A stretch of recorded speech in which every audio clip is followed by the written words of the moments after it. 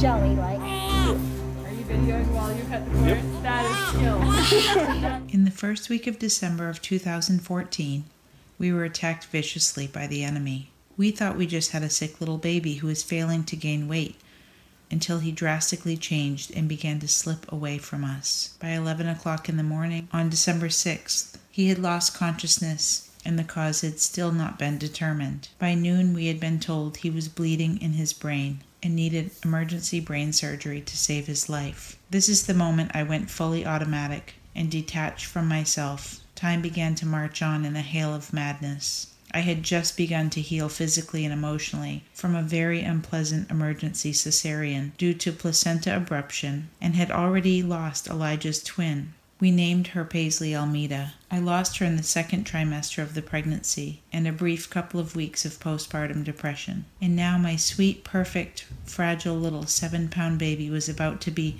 whisked away in an ambulance, and I wouldn't see him again until after he had endured brain surgery. And to think this could all be our fault was unbearable. Our fault because we declined the vitamin K shot, a surgery that we were told he may not survive. I didn't feel it yet. I was numb. I drove myself to Bangor so that Matt could ride in the ambulance with Elijah. On his way, he was prepped for the waiting surgical team. Blood transfusions, IV fluids, medicines, ureteral catheter, and eventually a ventilator was hooked up to his tiny body.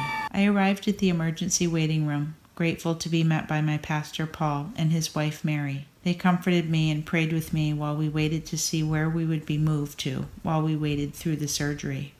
We met Tanya at the hospital, went up to the pediatric ward in the NICU. And they took me up to the intensive care unit. By that time, he finally told me he's already in surgery. So I sat there. Tanya finally came, met us there after I was being questioned for like 20 minutes, which I was getting a little perturbed about, but in retrospect, I kind of understand why is this child having this problem. Next, I was swept away into a room with social workers armed with a million questions for me that they had already begun asking Matt. What was frustrating for me is knowing Matt since, grammar school, growing up with him, involved with him in the fire department, etc. Just knowing that that's not who they were, and having to stand by and just kind of let them go through this process was difficult. We just didn't know any updates about what was going on, how serious it was. We weren't even allowed to really think about it because we were so focused on answering their questions that we couldn't take the time to talk about what was going on or pray about it or anything. It was very hot in the room. People were very quiet. We had to quickly get him on the ventilator to get oxygen going and make sure his vital signs were stable. And everybody seemed to fit right into their part. The circulating nurse quickly did her things, and the anesthesiologist quickly put in lines with the pediatric intensivist. And before you know it, we had him stabilized on the table, prepped, and made the decision to cut the skin. A female doctor who had been present during the operation finally came in to say it was over, and they would be bringing him to his own room with his own nurse in the pediatric ICU. She really didn't expect him to make it. She said there had been a lot of large blood clots removed and pressure on his brain. We saw him soon after that. We wrapped his head in a little crani drape, and it was emotional. It still brings tears to my eyes, I remember calling my wife saying, "You're not going to believe this," And I nicknamed him the Peanut because he literally fit in my hand like a peanut.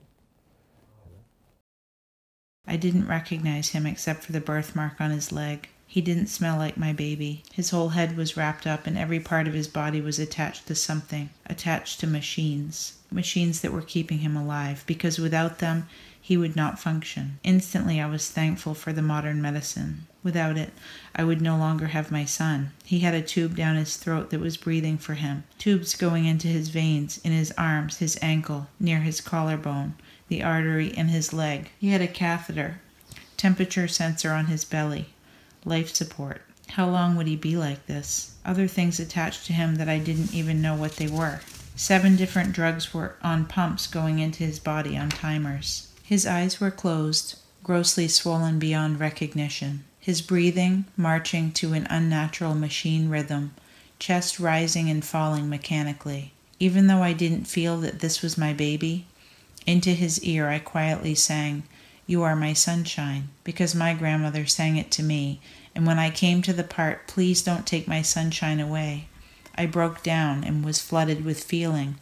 All of it that had been hiding in me came at once, and I was overwhelmed with fear of losing his life. I didn't even care if he came out of this with brain damage to the point of not being able to function at all. I just wanted God to spare his life. This was the child who survived in utero while his twin died. This was the strong baby who lived through the rest of my pregnancy all the way to 37 weeks alongside his dead twin. This was our miracle child who was conceived after a vasectomy reversal, a child who was wanted deeply and loved dearly, a child whose name declares that the Lord is God. Later that night, the same doctor came to us and asked us to start thinking about whether or not we would donate his organs if he shouldn't make it. This was the darkest moment we have ever experienced in our lives, and we went away together and cried together and felt so hopeless.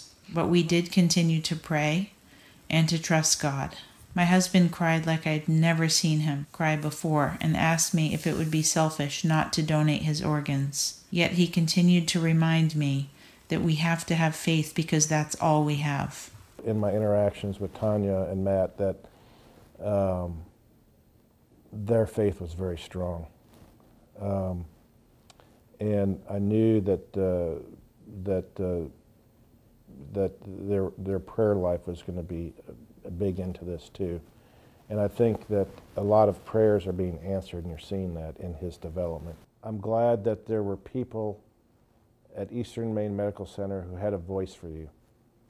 And there were a lot of people who were involved in making sure that you made it. And I'm glad that you had that voice. I'm not so sure we will have that opportunity in the future, but I want you to know that there were several people there who spoke for you and did the right thing. In 20 years from now, wow, I want to know what you're doing. I want you to know that you're very special. I want you to know that you have a certain value that maybe the rest of society doesn't see, but there's going to be something special. You're going to have some impact on somebody for a certain reason, and that's why you're here. And if I could tell you that, I hope you can come back someday and tell me when I'm an old man, maybe in a nursing home, what that was. I can't wait to find out what that is.